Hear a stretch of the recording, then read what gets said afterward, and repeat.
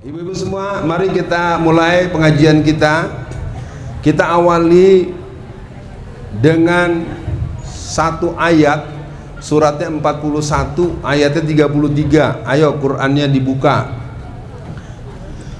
Karena judul kita, kajian kita pada hari ini adalah kita membahas suratnya surat 41 ya.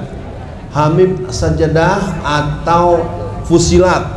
Ya, bukan As-Sajadah tapi Hamim As-Sajadah atau Fusilat. Suratnya 41, ayatnya ayat 33.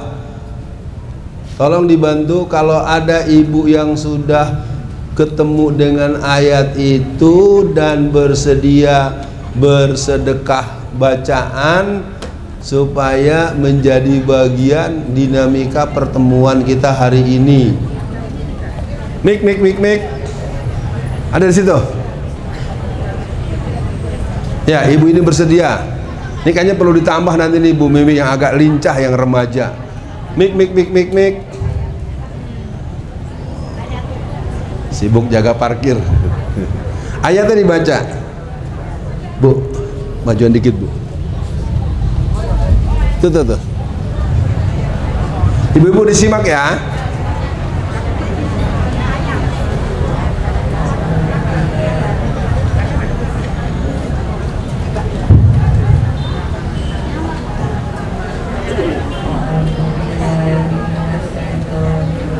Ayo Bu, dengar Bu.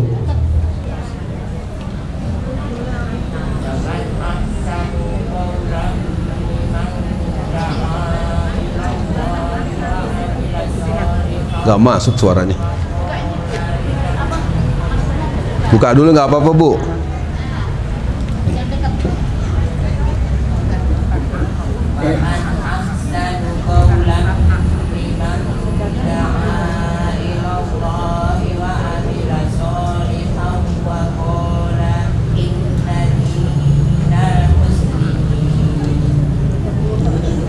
Ayo ibu-ibu semua baca artinya sama-sama. Silakan, mulai.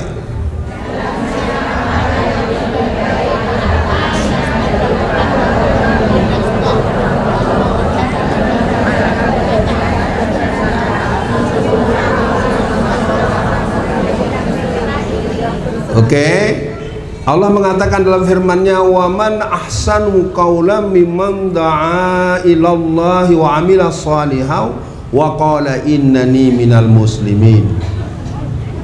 Dan siapakah yang lebih baik perkataannya daripada orang yang menyeru kepada Allah dan mengerjakan kebajikan dan berkata, sungguh aku termasuk orang muslim. Jadi dia nyuruh, dia ngajak, dia berbuat baik dan dia bilang, gue Islam gitu loh. Ya. Jadi jangan pakai malu-malu. Makanya saya suka gojekan, saya suka ngobrol juga dengan istri saya, teman-teman. Kadang-kadang ada orang nyumbang itu misalnya nyumbang 50 juta. Maunya ditulisnya apa? Hamba Allah ya. Tapi ketika disebut yang pertama sumbangan 15 juta Ibu Ani, yang kedua sumbangan 5 juta Ibu Salamah, yang ketiga Ibu Dewi 1,5 juta, hamba Allah 50 juta. Ketika disebut hamba Allah, itu yang 50 juta nama saya loh. Nah, lebih bagus ditulis atau dia bisik-bisik nyebut namanya? Tulis aja, nggak dosa. Ya, jadi jangan salah paham kalau nyumbang nggak mau ditulis namanya, tapi namanya nggak disebut, temennya colek-colek.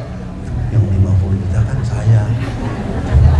Paham ya Bu ya? Jadi yang jelas hari ini kita masuk sini, kita akan lihat ayat yang membuat kita sekarang harus semakin semangat untuk pengajian. Nama suratnya surat Al-Kahfi, ayatnya ayat 103, 104. Ini ayatnya cakep banget Ibu. Ya. Ya, dari ayat 103 ya. Siapa yang mau bersedekah bacain ayat? Ayo Ibu, mana dia? Mic-nya mana? Tuh ini. Oh, udah di sana. Silakan. Suratnya surat 18, ayatnya 103. Kalau kita bahas secara tematik itu 103 sampai 108. Tapi ibu cukup 103 dan 104. Ibu-ibu semua simak, saya baca artinya.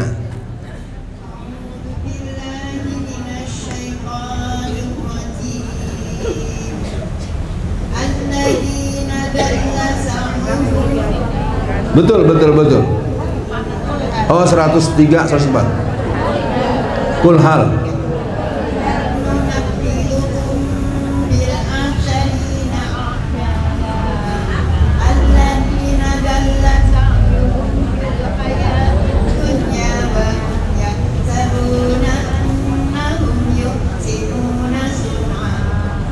Dah, katakanlah wahai Muhammad, apakah perlu kami beritahu kepadamu tentang orang-orang yang paling rugi perbuatannya? Jadi zaman sekarang orang merasa berbuat baik tapi tidak baik. Misalnya ibu-ibu jalan-jalan, pakaiannya seksi, ya pergi kemana-mana, makan di rumah makan yang sekali makan 15 juta.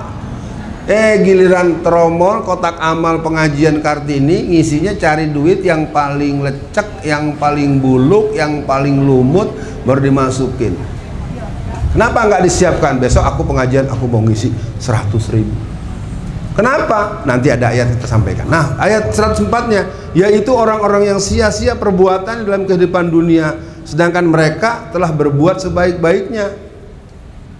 Yang sia-sia itu apa? Buang-buang waktu. Ibu-ibu datang ke pengajian juga akan jadi sia-sia. Sudah datang ngobrol terus, udah datang sibuk jawab WA, ya, pura-pura khusyuk tapi ke laut. Bukan ibu-ibu di sini, di Jakarta Selatan. Nah, kita mulai ya. Sekarang kita masuk bagian pelajaran kita. Apa yang perlu saya sampaikan? Pertama, ibu-ibu ini, kita semua ibu muslimah ini sebagai sosok yang sangat menentukan lahir dan batin untuk peradaban Islam.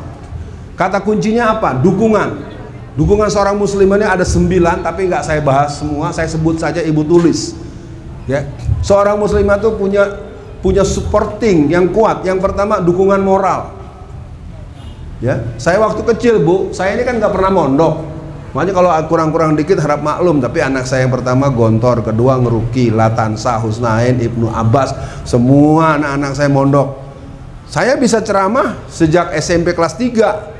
Saya mulai naik mimbar SMA kelas 2. Dulu saya latihan pidato tuh naik ke atas kursi sini, salnya pakai sejadah, ya, jurinya ibu saya. Tadi ibu saya bilang gini, kamu kalau ngomong jangan terlalu keras, orang nggak enak dengannya, kalau ngomong jangan kejutan. Nah, itu latihan-latihan masa lalu itu jadi dukungan sampai hari ini. Dan ibu saya mengajarkan jangan pernah hidup sebagai orang yang bersikap curang. Jujur adalah manjur, bukan jujur itu hancur. Ya, ibu saya pensiun tanggal 17 September tahun 1997. Kenapa saya ceritain ibu saya? Karena emang saya tahu persis. Beliau pensiun tanggal 17 September tahun 1997 di sebuah sekolah SD negeri favorit se-Jakarta. Menjelang perpisahan, beliau bongkar lemari kerjanya, dikeluarkan uang sebanyak 115 juta. Dihamparkan di meja, guru-guru berjajar semua. Sampai beliau pensiun kami tidak punya apa-apa, sampai motor pun kami nggak punya. Ya, karena ayah saya dulu pedagang kaki lima di Tanah Abang. Saya belajar dari ibu saya, walaupun jadi pejabat. Kalau dulu kan kalau kepala sekolah pasti setiap tahun bisa beli mobil baru, beli apa, karena dia akan berhubungan dengan para penerbit.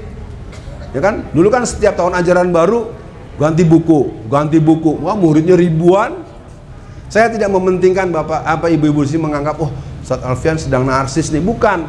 Jadi ibu-ibu ini dukungan moral. Jadi ibu-ibu jangan pernah misalnya ibu tanpa, ya walaupun mungkin maksudnya baik, ibu diam-diam tahu-tahu ke kantong celana suaminya ambil uang. Mungkin udah sepengetahuan dia, tapi ibu nggak lihat, anaknya lihat. Oh, mama suka gitu ya. Ya udah, saya nggak akan teruskan. Yang kedua dukungan spiritual. Jadi ibu-ibu sekali lagi jangan pernah luput untuk berdoa. Doakan anaknya, doakan suaminya. Jadi saya kasih tahu buat ibu-ibu nih rahasia laki-laki. Laki-laki kalau udah di luar rumah Bu, dia mau berbuat apa saja ibu di samping doain udah bodo amat dah, karena dosa ada yang tanggung. Tapi kalau ibu sebagai anak saya misalnya, atau ibu sebagai istri saya misalnya, itu yang suka saya bilang pada istri saya. Laki-laki itu bebannya di akhirat berat. Kalau sampai istrinya nggak pakai jilbab, yang juga akan kena dengan siksa di akhirat itu suaminya, karena nggak bisa mendidik istrinya. Saya ngomongin jadi takut saya nih. Iya, makanya ibu-ibu saya pesankan, dukungan spiritual itu sangat mahal. Ya, saya kemana-kemana dari zaman SMA dulu. Saya khutbah di mana saya hampir ditangkap, saya dikepung oleh pasukan berani mati Gus Dur. Karena saya tetap melihat kekuatan yang paling hebat adalah karomah ibu dan bapak, terutama ibu. Ya, jadi ibu-ibu kalau punya anak, saya sekarang kan ojo gitu, kalau pengajian jangan ini nanti kamu ditangkap ya. Kalau ibu saya nggak pernah menyuruh saya supaya ditangkap. Memang satu hari ada yang lapor, Bu, itu si Alfian kalau lagi berceramah kayaknya nggak ada takutnya, semua disebut sama dia. Orang nggak ada, ibu saya manggil saya, Alfian kamu sih? Ibu-ibu tuh ngadu tuh tadi, kata kamu kalau ceramah gini. Saya senyum-senyum, saya bilang apa Bu? Emang yang ngajarin siapa? Jadi betul tadi kata ibu tadi, bahwa kita hari ini tidak kekurangan orang yang pintar, tidak kekurangan orang yang hafalannya bagus, bacaannya bagus, tapi kita kekurangan orang yang mempunyai jiwa kepeloporan. Jadi buat ibu-ibu saya akan pesankan kaul ulama, an-nisa imadul bilad wa ma saluhatul bilad wa ma fasadatul bilad. Apa artinya? Wanita itu adalah benteng negara. Coba lihat siapa yang membersamai Jenderal Sudirman. Di belakang ulama-ulama besar, di belakang pejuang-pejuang besar, di situ ada wanita-wanita tangguh. Ketika Tengku Umar Bu, Tengku Umar kan mulanya dituduh sebagai pengkhianat. Memang dia pengkhianat tapi bohong-bohongan. Kalau kita bukan pengkhianat bohong-bohongan, pengkhianat terang-terangan. Jadi Tengku Umar itu bekerja di pusat persenjataan Belanda. Jadi pelan-pelan tuh senjata dikumpulkan sama dia. Istrinya kan Cut Nyadin ya. Lama-lama karena senjata di gudang senjata Belanda tambah lama tambah habis. Mereka bingung nih kok senjata berkurangnya drastis nih. Selidik, ternyata yang mengambil Tengku Umar. Akhirnya dikepung, dia ditembak dan mati. Persenjataan sudah disimpan di banyak tempat. Para perempuan-perempuan, para bapak-bapak, laki-laki di Aceh saat itu semua udah ketakutan karena komandan utamanya mati. Lalu salah satu anak buah Tengku Umar lapor, Cutnya lapor, pertempuran harus terus berjalan, tapi tidak ada yang berani memimpin. Kamu nggak bisa. Orang wani, nggak berani. Kamu nggak bisa juga. Baik, kalau kalian yang laki-laki tidak ada yang berani, saya yang akan memimpin pertempuran ini. Ya, jadi ibu sekalian perlu paham. Saya punya pengetahuan, perempuan itu menyimpan kekuatan yang tidak bisa ditandingi oleh laki-laki. Saya harus jujur mengatakan itu. Tapi perempuan yang seperti apa? Tentu yang pasti dia menjaga wudhunya, dia menjaga sholat malamnya, dia menjaga baca Qur'annya, dia menjaga peran-perannya. Baik, kita teruskan dulu, nanti boleh ada tanya jawab. Yang ketiga adalah dukungan material. Dalam sejarah Khadijah binti Khuwailid itu Bu, itu keuangannya sampai hitungannya triliunan. 3 bulan sebelum peristiwa Isra Mi'raj itu terjadi yang namanya interning camp. Asbabun nuzulnya nanti dalam surat 17 ayat 1. Subhanallazi asra bi abdihi lailam minal masjidil haram ilal masjidil aqsa allazi barakna haulahu linuriyahu min ayatina innahu huwas samiul basir. Sebelum Allah menyuruh Rasulullah untuk Isra dan Mi'raj, prakondisi disebut dengan pengepungan di interning camp di sekitar Mekah, Madinah, Taif. Kelihatan Fatimah sedang menangis. Ibundanya yang bernama Khadijah juga menangis. Anak kecil umur 5 tahun kurang menangis. Ibunya yang sudah dewasa menangis, saling bertanya, "Ya Umi, kenapa menangis?" Ibunya bilang, "Aku menangis bukan menangis apa yang kuhadapi. Aku menangis tentang engkau. Engkau anak kecil. Kita di camp seperti ini. Jadi kalau ibu membuka kisah sebelum turunnya perintah sholat itu, nanti bisa makan waktu 1 jam. Saya kasih saja dialog. Wahai Fatimah, anak seumur kamu mesti bermain, tapi kamu berhadapan dengan tekanan yang begitu berat." Dia jawab lagi, "Ya Umi, tak usah pikirkan aku. Aku memikirkan Umi bagaimana Umi yang sangat kaya raya, serba ada, banyak pengawal, tabungan hari ini bersama dengan ayahanda yang miskin. Apakah Umi menyesal punya suami seperti ayahanda Muhammad Rasulullah?" Jadi Fatimah tuh sampai nanya sama emaknya, "Mak, nyesel nggak sih punya laki?" Karena menjelang meninggal, kalau ibu mau tahu, Bunda Khadijah tuh sampai berbisik, "Ya Fatimah, tolong mintakan surban bapakmu, biar dia jadi pembungkus mayatku kalau nanti aku meninggal dunia."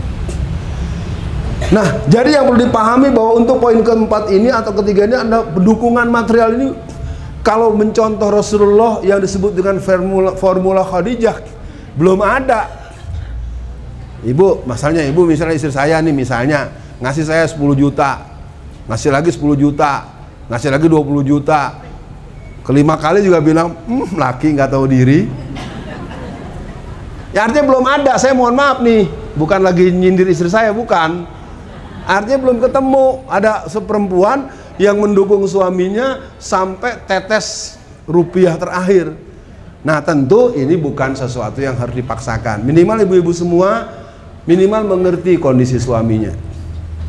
Saya suka cerita nih, mohon maaf ibu ya, sama saya sering cerita-cerita yang agak sensitif. Saya bisa berdakwah kemana-mana. Saya bilang pada istri saya terus Mas Alfian. Ternyata teman-teman saya yang lebih hebat, yang lebih berani, yang lebih tua, yang lebih pengalaman, kadang-kadang mereka tidak kemana-mana. Kemana? Kenapa lu nggak berangkat? Gua nggak enak sama bini gua. Jadi ternyata ada di banyak kalangan kawan-kawan itu ada, kalau suaminya sudah sampai di rumah, itu istrinya sibuk ngorek-ngorekin kantong suaminya sama tas suaminya. Ada berapa amplop dalam tasnya? Saya nggak nyindir-nyindir loh, saya nggak nyebut nama orangnya loh. Saya cuma mau kasih tahu kenapa kita minim sekali memiliki para ulama-ulama pejuang yang pemberani. Karena istri-istrinya bukan banyak, ada yang begitu. Tapi mereka tidak pernah cerita pada umum. Saya kebetulan suka main di rumahnya, ketahuan itu guru saya hebat. Tapi sampai di situ kalau ada saya datang, "Maaf ya Pak Ustadz Alfian, suami saya mau pergi." Baru duduk. Jadi istrinya tuh nggak mau ketemu dengan tamu yang kalau nggak membawa uang. Di sana Bu, Jakarta Timur, ya. Nggak, ini kalau saya ngomong ini ibu-ibu mulai harus berasa nih. Kita emang minim sekali. Kalau yang pinter banyak, yang merdu banyak, tapi yang terus mengawal. Nah itulah yang diantara kita punya tuh Ustadz Muin. Bu kalau tahu Ustadz Muin, saya kalau cerita tentang dia sering nggak sanggup saya menahan air mata saya. Ibu pernah dengar Dr. Muin adalah Bisri? Bu, tuh orang manusia langka. Pergi ke Bandung dari Solo 10 jam, balik lagi dari Bandung ke Solo, itu selesai satu Quran. Ngobrol, gojek-gojekan. Habis itu dia diam, orang-orang tidur, dia Alif Lam Mim Zalikal Kitabul La Raiba. Terus satu hari saya datang waktu beliau khutbah Jumat di Masjid Iska, tempat Pak Abah Kasub. Kita makan, tuh piring bergeletakan tuh. Kita lagi asik ngobrol-ngobrol, tuh piring hilang semua. Terdengarlah di wastafel gemericik-gemericik. Ustadz Muin lagi cuci piring. Sampai Ustadz Abah Kasub, "Ustadz, nggak usah." Artinya saya ingin katakan hari ini kita pernah ingat Solo pernah bergerak dengan 100.000 orang. Hari ini setiap demonstrasi isinya cuma mobil doang sama tukang parkir. Nggak ada lagi ibu-ibu yang ikut demo. Rempang yang begitu berbahaya, 16 kota tua akan dicaplok oleh Cina. Jangan-jangan, emang kapan deh? Udah lewat kemarin Jumat. Acung tangan, siapa yang hadir kemarin? Satu, lihat ada saya nggak? Nah, menatuk orangnya 500, anda menatuk mana-mana dah. Nggak apa-apa, yang penting saya sudah tahu, berdoa. Dan kita terus poin keempat, dukungan psikologi. Ya, saya mau cerita, mudah-mudahan istri saya mendengar dengan kiriman doa. Saya ada mobil baru tahun 2006. Saya berdakwah kemana-mana. Repotnya kalau berdakwah di kantor-kantor pemerintah, kantor-kantor BUMN, itu yang repot. Karena kita kan bawa tas, ngeteng, turun dari Metro Mini atau Mikrolet, capek tuh tas kita dibongkar dulu. Ini biar ibu-ibu tahu nih. Terus naik mobil. Mobil kalau di kantor-kantor tertentu itu kalau mereknya yang tidak kelas tinggi itu parkirnya dibikin jauh. Ini serius, saya bukan lagi minder, bukan, ini saya mau cerita aja. Bahkan pernah tablik akbar di Cikarang. Saya karena nggak tahu jalan, Bu, saya telepon panitia, panitia, gua kagak tahu jalan nih, disusul. Mobil yang jemput saya itu harganya mungkin 5 sampai 10 kali lipat mobil kita. Jadi sampai di lokasi, yang jemput boleh masuk arena, mobil saya ditahan. Karena mobilnya udah bonyok-bonyok. Waktu itu FVV merah marun. Biasa mobil aktivis kan. Saya bilang sopir saya, Pak, udah geser sini ya Pak. Kita mau geser di tepi sungai, di bantaran sungai, dikejar lagi. Terpaksa jurus pedagang kaki 5 saya keluar kan. Saya buka. Lo nggak kasih gua masuk ke sono, lo catat ya, penceramanya cuma atu, gua doang. Namanya Alfian Tanjung. Oh, maaf tuh. Karena saya tanya sama ibu, saya sombong nggak ngenalin diri? Iya kan, gitu susah juga, kita mau biasa-biasa aja. Ternyata di masyarakat itu sering orang itu tidak menghormati orang kalau orang tersebut tidak punya performan penampilan yang dianggap patut. Oh, kalau saya cerita, Bu, di Cengkareng Timur tablik akbar besar. Saya kebetulan karena naik mikrolet, saya naik turun sampai depan masjid, saya dikasih ini snack. Saya nggak masalah, duduklah saya di belakang sambil makan. Jamaah tambah penuh. Kan panitia bingung, nih penceramanya mana? Masjid udah penuh, gak ada penceramanya. Dia naik ke atas mimbar. Namanya dia tinggi kan, terlihat saya sedang makan.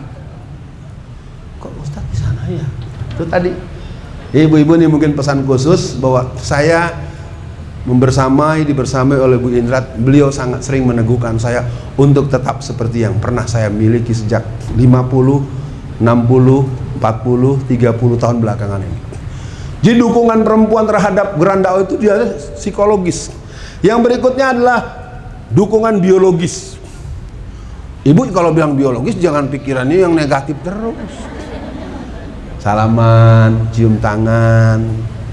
Wah, udah tua, malu ah. Cium-cium jidat segala macam, ya, suap. Nah ini mungkin ibu perlu nanti ada sebuah hadis bagus deh, Bu.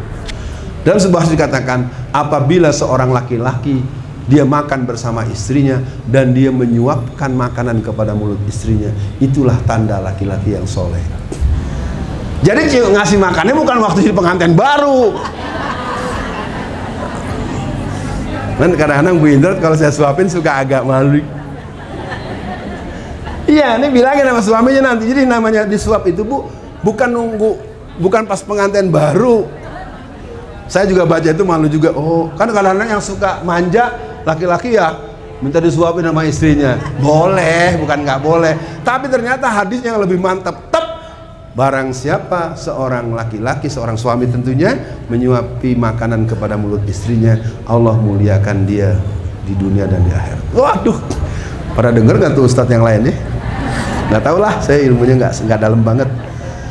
Sekarang yang keenam, dukungan kemasyarakatan. Ibu acung tangan, siapa yang suaminya ketua RT?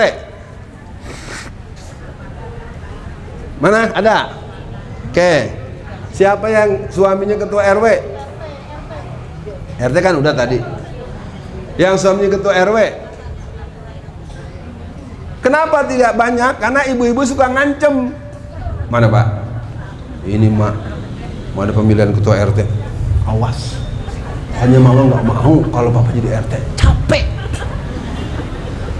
Ada kemungkinan begitu? Oke, sekarang kita ganti. Mau kemana pak?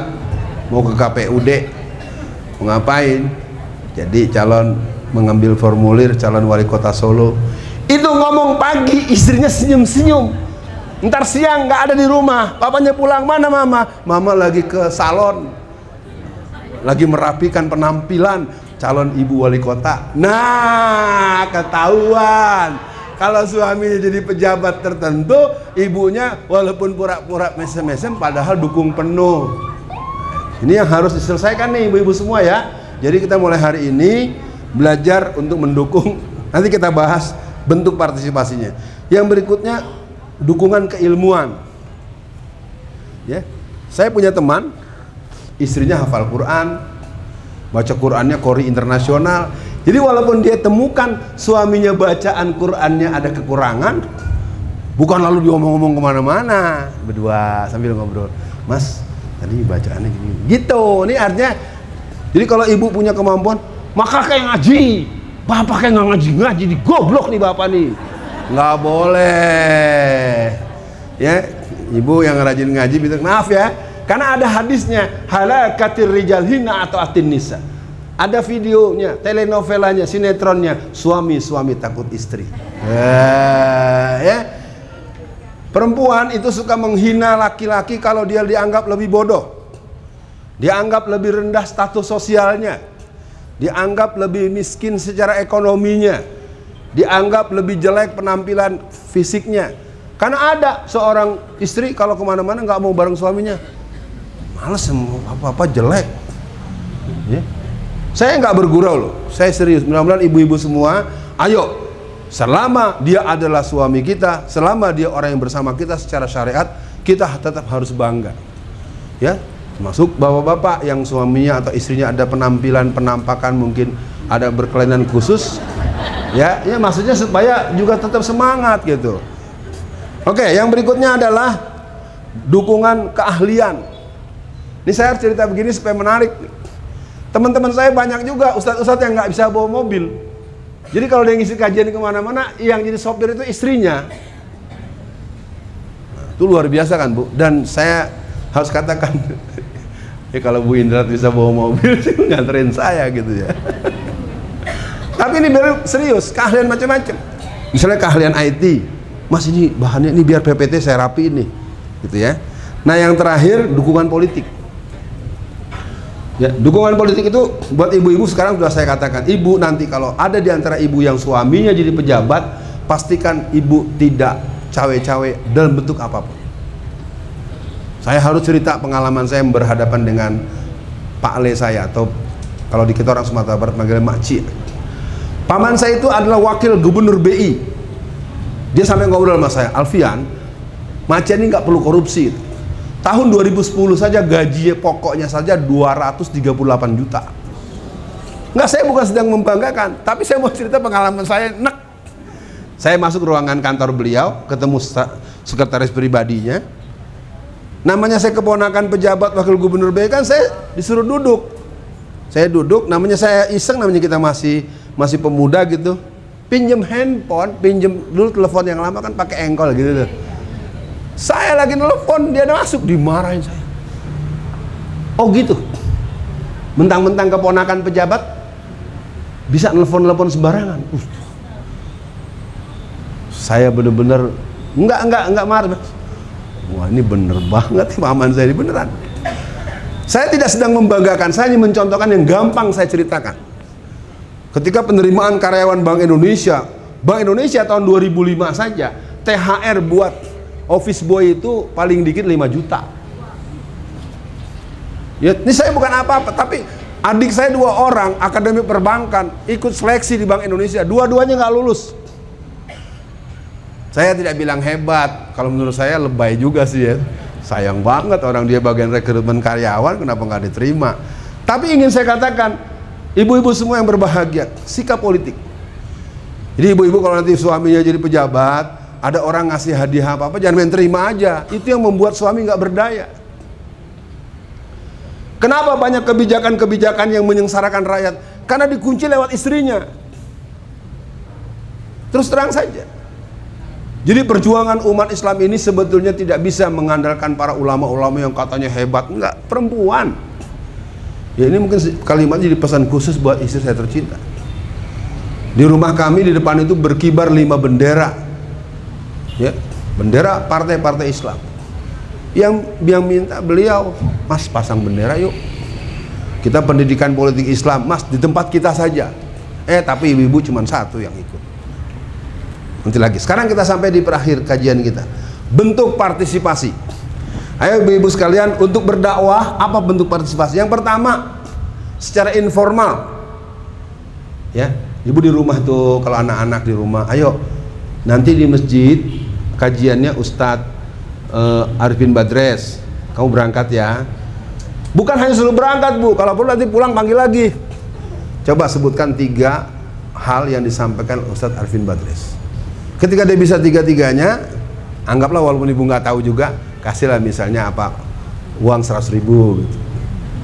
Selama ini kita adalah orang tua yang menyekolahkan anak, tapi tidak pernah punya pengetahuan perkembangan ilmu anak kita, apalagi kalau mahasiswa. Saya sebagai dosen kadang-kadang nek apa ya bahasa Jawanya ya? Iya, ada orang bu, saya ingat betul karena saya lama ya jadi dosen ya. Itu ada anak kuliah itu cuman bawa buku tulis sejak semester 1 sampai semester 7 buku itu ditaruh sini. Tahu-tahu wisuda. Emang kamu punya ilmu apa? Hehehe. Maaf ya, saya ingin katakan, di kebanyakan orang mengatakan tidak bisa menyekolahkan anak, bilang dia miskin. Kenapa anak sekolah? Saya orang susah Ustaz. Lalu yang kedua, bagaimana ke yang lain? Yang lain merasa kalau sudah keluar uang, sudah bayaran, merasa sudah menyekolahkan anak. Salah. Menyekolahkan dan mendidik bukan soal bayaran. Saya terus terang saja, saya sering, kalau kan saya kerap pembekalan di Gontor, di Ngeruki, ya. Saya narasumber pembekalan anak-anak kelas 6 menjelang pulang. Itu diantara keluhannya begitu. Anak orang kaya, bapaknya sangat milioner atau triliuner, anaknya nakal, bahasa Arabnya nilainya jelek, yang dimarah-marahin ustadznya, karena merasa nyumbang banyak. Oke, waktunya biar ada dialog nanti. Yang kemudian, yang kedua adalah secara formal terlibat atau tergabung dengan partisipasi dakwah. Ibu-ibu yang pengurus Aisyah mana? Angkat tangan. 1. Yang sudah mantan nggak apa-apa, tapi yang sedang mengurus boleh juga. Iya, pengurus. Jadi ajak teman-temannya, jangan maunya Aisyah saja, datang ke sini. Biar nanti kita punya alasan untuk menerangkan MCKH, matan keyakinan Muhammadiyah kayak apa. Ini kalau udah Muhammadiyah seolah Muhammadiyah agama sendiri, NU agama sendiri. Saya ini Muhammadiyah 24 karat, anak Danau Maninjau. Ya, anggota saya ini 6620. Tanya sama pengurus ranting atau pengurus cabang. Kalau kartu NBM Muhammadiyah 6620 itu adalah kartu yang dibuat tahun 1990. Kan kalau saya nggak ngaku kan nggak tahu kan bahwa saya Muhammadiyah. Kenapa? Karena saya P3, saya bisa mimpin tahlil, saya bisa mimpin doa. Emangnya masalah buat lo? Kan? Namanya juga mau balik kan bisa gitu. Jadi secara formal ibu-ibu, nanti kita liburan panjang, bulan Juni atau Juli, kita akan mengumumkan siapa anak-anaknya akan ikut leadership basic training pelajar Islam Indonesia. Dari sekarang saya udah bisikin. Saya minta pada Bu Mimi, Bu Ari, Bu Fitri dan kawan-kawan, anak-anak SMP SMA, kita akan didik mereka kembali menjadi pelajar-pelajar yang pemberani, yang militan, yang berakhlak mulia, yang subuhnya ke masjid, yang setiap malam terbiasa sholat malam. Ibu acung tangan, anaknya yang SMA, laki-laki sampai yang mahasiswa yang belum nikah, yang selalu ketahuan sholat malam tiap malam, siapa angkat tangan? Gak ada kan? Kalah sama gua dari SMA kelas 2 walaupun gak pernah mondok gua. Itulah ibu. Udah pokoknya bukan berarti Ustaz hebat lo, nggak hebat, orang bacaan saya kadang-kadang gak keliru. Oke, kita sampai yang terakhir. Apa itu? Waktunya gawat nih. Masih 19 menit. Secara spesifik apa? Medis. Ya, ibu-ibu, saya ingin cerita beberapa tokoh-tokoh kita sesungguhnya diduga mati itu dibunuh. Makanya kalau ibu ada yang punya kemampuan medis, mendingan ibu yang rawat langsung. Ya. Bahkan Allah yarham Dr. Muhammad Nasir, saya sampai sekarang masih terpukul ya. Itu kesalahannya gini. Pernah dengar Dr. Muhammad Nasir? Kayaknya nggak semua belum paham. Nasir adalah seorang yang melahirkan konsep mosi integral pada tanggal 3 bulan April tahun 1950. Ustaz, apa sih itu? Nggak ngerti. Dulu negara kita belum ada yang namanya NKRI, Bu. Dulu ada negara Republik Indonesia Serikat, negara Pasundan, Sumatera Tengah, Sumatera Timur, sampai tahun 1949, 1950 awal. Adalah seorang dari Partai Masyumi yang bernama Dr. Muhammad Nasir yang kebetulan menjadi Perdana Menteri. Dia menawarkan di Volksstraat di DPR pusat saat itu agar Indonesia menjadi satu kesatuan negara kesatuan Republik Indonesia. Dia tawarkan sebuah sistem menata Indonesia dari Aceh sampai Irian. Jadi Bapak Ibu-ibu semua, negara ini tidak pernah bisa lepas dari jasa para ulama-ulama politik dan juga ulama-ulama petarung, ulama-ulama ahli perang. Nah sayangnya sekarang ini seolah-olah hal-hal seperti ini tidak cukup dipahami. Saya coba tuntaskan. Yang kedua adalah kuliner. Kuliner ini mungkin saya katanya gendut ya. Ini antara larangan dan penyediaan. Aduh, kuliner itu artinya untuk porsi. Kalau kita sekarang kan penampakan Bang Fadlizon ya, agak langsing ya. Kalau yang nonton Fadlizon, kalau dia badannya lebih nih, dia turunnya 34 kilo tuh Bu Indra. Ya, kalau Ustadz Alfian Tanjung kurang 34 kilo agak lebih langsing apa langsung nih. Oke, yang berikutnya adalah hal-hal lain ya. Saya cukupkan dulu. Sekarang saya akan sampai kepada ibu-ibu untuk menutup kisah-kisah pendakwah muslimah.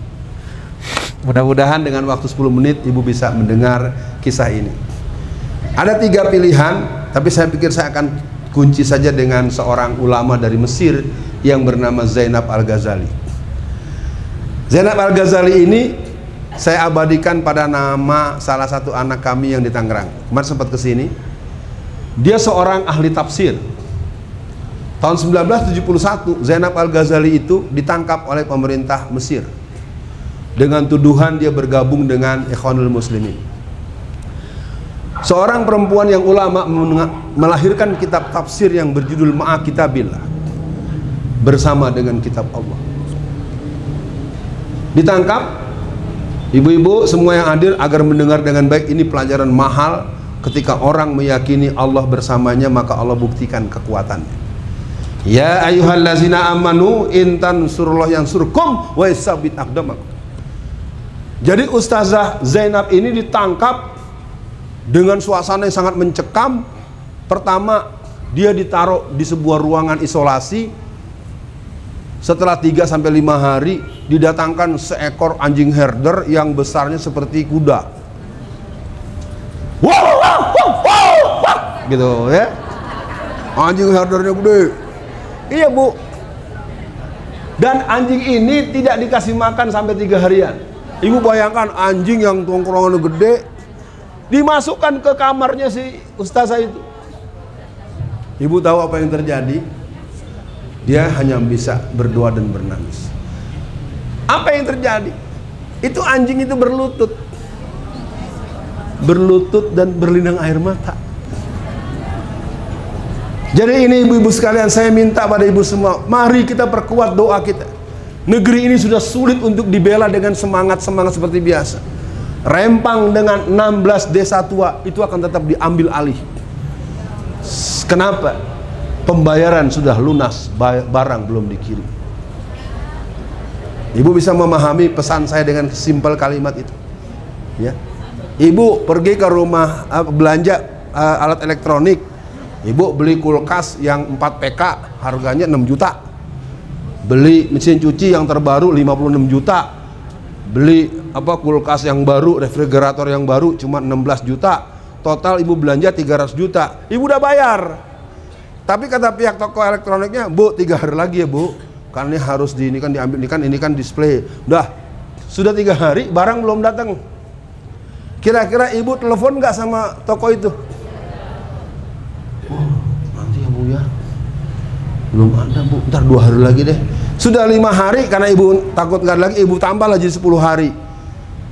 Ibu kemungkinan besarnya menelpon toko elektronik atau telepon polisi. Nah, polisi akan menangkap atau akan memberi senyuman buat tangkap. Maka masyarakat kampung tua itu besok akan dipaksa keluar semua. 172 triliun Bu. Lah, makanya ikutin ceritanya. Kita bukan soal dukung-mendukung. Kalau ini dibahas terus, ini kan kita udah mau bikin luas nih. Ntar penuh-penuh, ntar yang lebih penuh polisi lagi di luar sana. Makanya kita doakan. Oke, kita teruskan Zainab Al-Ghazali. Di hari kemudian Bu, didatangkan seorang laki-laki yang hiperseks, yang satu hari dia bisa berhubungan 5-7 perempuan. Masih muda.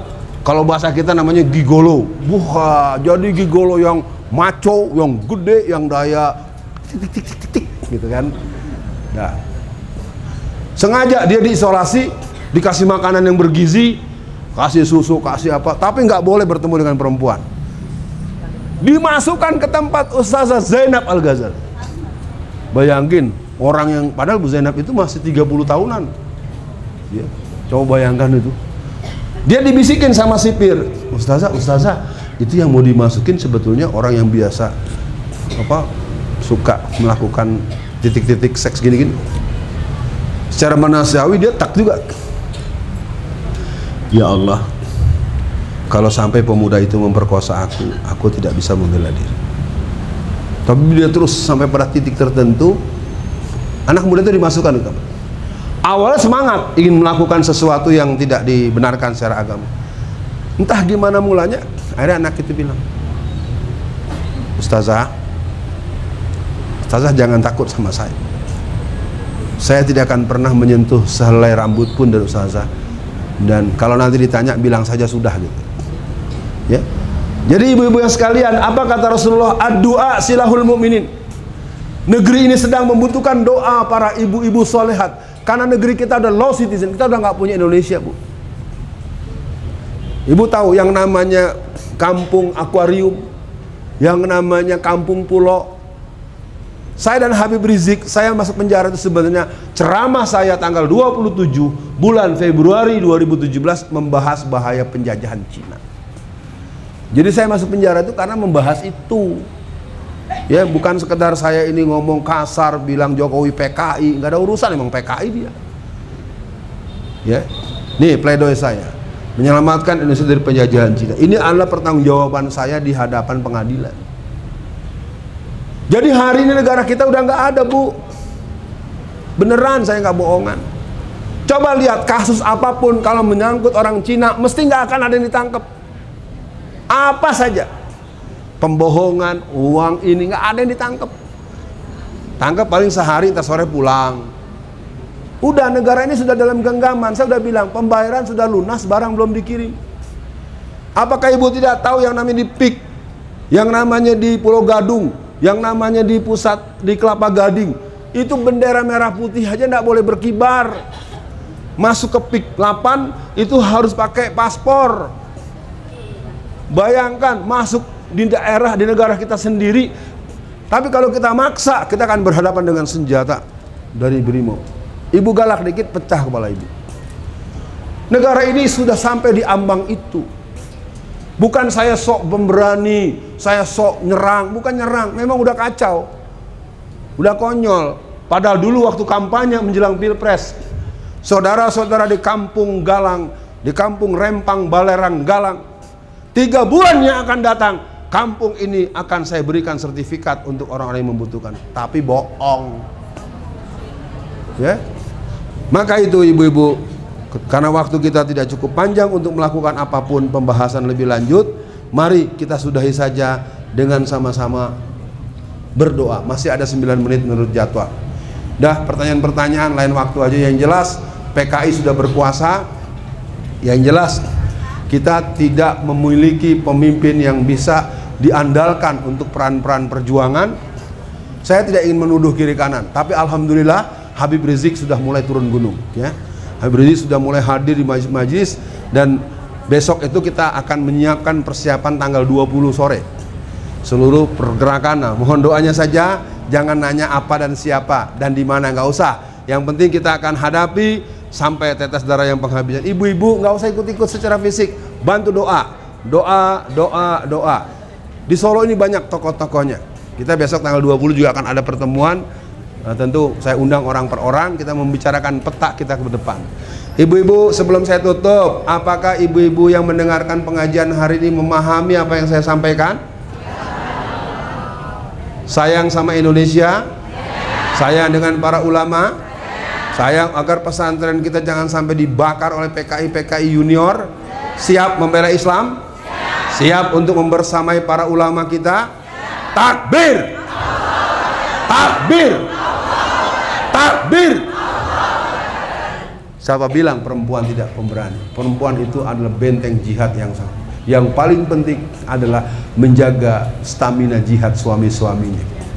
Siapa yang punya suami ulama, siapa yang punya suami tokoh masyarakat, bilang, "Mas, biasanya ngasih uang belanja segini, kok nih sampai banyak? Dari mana uang?" Sayang sekarang susah nyari ibu-ibu yang gitu, ya. Biasa dikasih 2 juta, dikasih 20 juta, malah aduh sayang, bukan dipertanyakan malah dicium-cium. Harus tanya dulu nih, biasa cuma 2 juta nih, kok 20 juta nih, yang 18 dari mana, gitu kan. Ada nggak ibu-ibu yang begitu sekarang? Ada. Ibu-ibu Majelis Kartini, insya Allah. Kita berjumpa bulan depan, ibu-ibu semua. Mari kita gelorakan semangat dalam hati, tertibkan ibadahnya, dan jangan pernah takut kepada siapapun yang akan mengkhianati kedaulatan negara kita. Assalamualaikum warahmatullahi wabarakatuh.